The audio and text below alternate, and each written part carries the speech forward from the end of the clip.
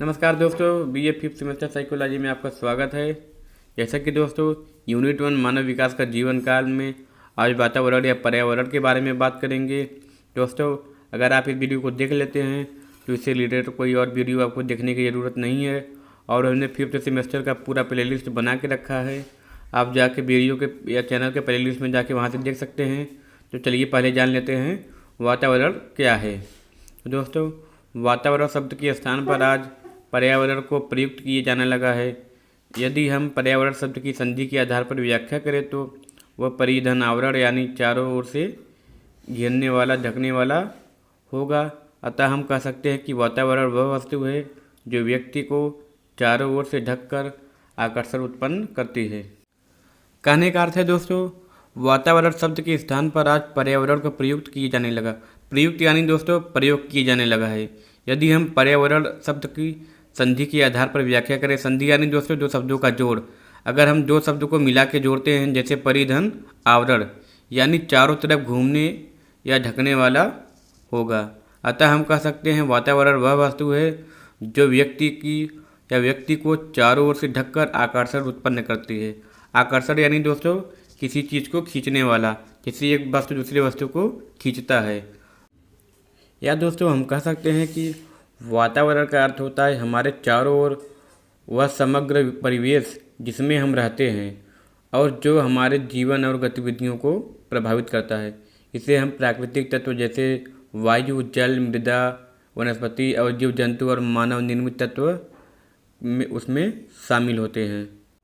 उदाहरण के लिए दोस्तों, अगर जैसे कि वातावरण बाहरी स्थिति या परिवेश है जो जीवों और उनके विकास, अस्तित्व और जीवन के हर पहलू पर प्रभाव डालता है, जैसे सामाजिक, भौतिक और सांस्कृतिक कारक भी सम्मिलित है। तो दोस्तों ये थी वातावरण क्या है। अब दोस्तों जानते हैं इससे कुछ मनोवैज्ञानिक परिभाषाओं के बारे में। दोस्तों इसके निम्नलिखित परिभाषाएं हैं। दोस्तों पहले हम जान लेते हैं इसकी परिभाषा मनोवैज्ञानिक रास के अनुसार। रास जी कहते हैं वातावरण वह बाहरी शक्ति है जो हमें प्रभावित करती है। वहीं पे दोस्तों वुडवर्थ के अनुसार वातावरण में वह सभी बाह्य तत्व आ जाते हैं जिन्होंने व्यक्ति को जीवन आरंभ करने में समय से प्रभावित किया है। रास जी के अनुसार वातावरण वह बाहरी शक्ति है जो हमें प्रभावित करती है। प्रभावित यानी दोस्तों हमारे ऊपर जो प्रभाव डालती है। वातावरण हमारे ऊपर कई तरह से प्रभाव डालती है, जैसे हमें शुद्ध हवा देती है, जल देती है तथा तापमान देती है ताकि हमारी फसल अच्छी तरह से हो, और हमें ज़रूरत की आवश्यकता भर की धूप देती है, गर्मी देती है, हर चीज़ को एक लिमिट में देती है जो कि हमारे लिए ज़रूरत हो। क्योंकि दोस्तों अगर सूर्योदय भी नहीं होगा तो हमारा कोई काम भी नहीं होने वाला है। हमारे पौधे का विकास, हर चीज़ या प्रकाश संश्लेषण क्रिया सब कुछ बंद हो जाएगी। इसी सब चीज़ को रास जी ने अपनी एक लाइनों में बताया है। वहीं दोस्तों वुडवर्थ जी ने बताया है कि वातावरण वह बाह्य तत्व है जिन्होंने व्यक्ति को जीवन आरंभ करने में समय से पहले प्रभावित किया है। कहने का अर्थ है कि एक व्यक्ति को कैसे जीवन जीना चाहिए और वो आरंभ करते हैं तो उनको क्या क्या करना चाहिए और किस प्रकार अपने जीवन को जिए, जैसे उसमें ऑक्सीजन मिलता है, ये सब चीज़ देता है, ये सब पर्यावरण ही उसमें हमारा बहुत बड़ा उसका योगदान है। ये थी दोस्तों इसकी परिभाषा। अब इसके प्रकार जान लेते हैं। दोस्तों वातावरण के मुख्य दो प्रकार है। पहला प्राकृतिक वातावरण और दूसरा सामाजिक वातावरण। पहले हम जान लेते हैं दोस्तों प्राकृतिक वातावरण के बारे में। प्राकृतिक वातावरण वह वातावरण होते हैं जिसको प्रकृति ने स्वयं या खुद से निर्मित किया हो।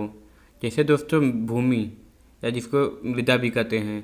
जैसे पृथ्वी की सतह पर मिट्टी जो है वो पहले से ही निर्मित है। इससे दोस्तों क्या है कि हमारा फसल उपजाऊ होता है, उससे हम फसल की पैदावार करते हैं और वही फसल को हम खा के अपना पेट भरते हैं। उसके बाद दोस्तों है जल।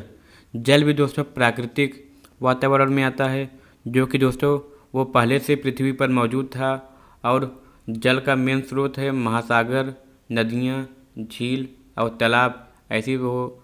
उसके बाद दोस्तों हो गया वायु। वायु भी दोस्तों पहले से ही ब्रह्मांड में, सौरमंडल में ऐसे प्रचलित है। जैसे दोस्तों अगर देखा जाए तो वातावरण में मौजूद ऑक्सीजन, नाइट्रोजन और सभी गैस भी पाए जाते हैं।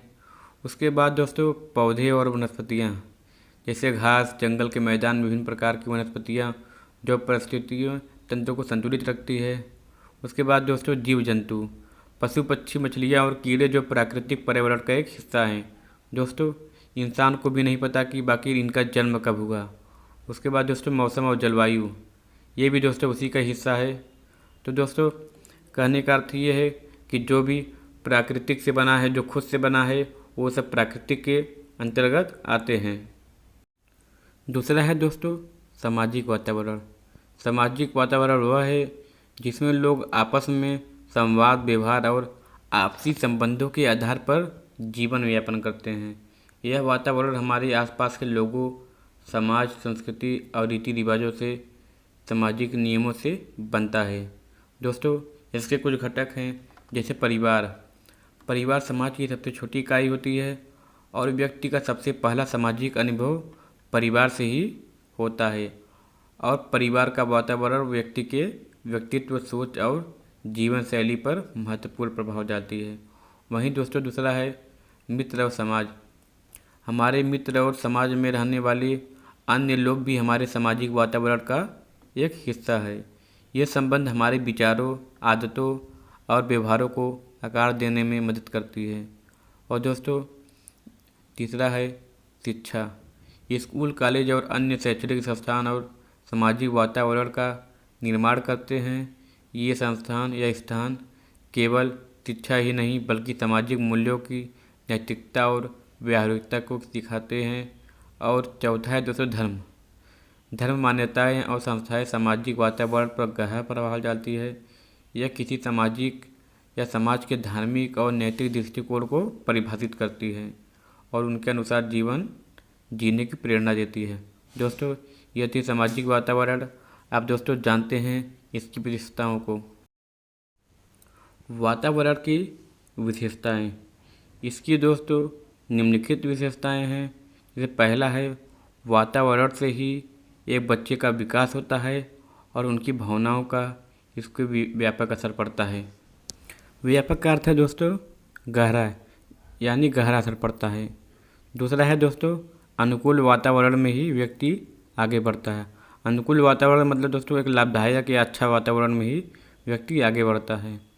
वातावरण में ऐसी विशेषता होती है जिसके कारण अनिष्ट बहुत कम ही मात्रा में विपत्ति पैदा कर सकते हैं।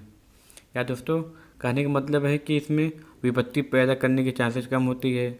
और चौथा है दोस्तों वातावरण से मनुष्य प्रभावित होता है। दोस्तों वातावरण जो होता है उससे मनुष्य पे बहुत अच्छा प्रभाव पड़ता है, जिससे मनुष्य बाकी काफ़ी प्रभावित हो जाता है। और उसके बाद दोस्तों पांचवा है वातावरण वह है जो हर जीव से जुड़ा हुआ है और हमारे चारों तरफ हमेशा व्याप्त होता है।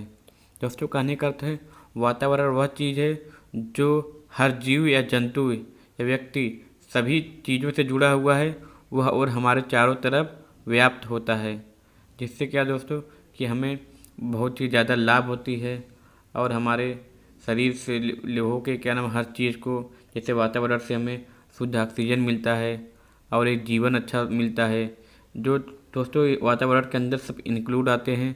दोस्तों ये थी वातावरण की विशेषताएं। दोस्तों वीडियो कैसी लगी वीडियो को ज़रूर बताएं और वीडियो अच्छी लगी है वीडियो को लाइक करें, चैनल को सब्सक्राइब करें, शेयर करना ना भूलें। धन्यवाद दोस्तों। अगर वीडियो पसंद आई होगी तो आप हमारे प्लेलिस्ट में जाके और भी ढेर सारी वीडियो को देख सकते हैं।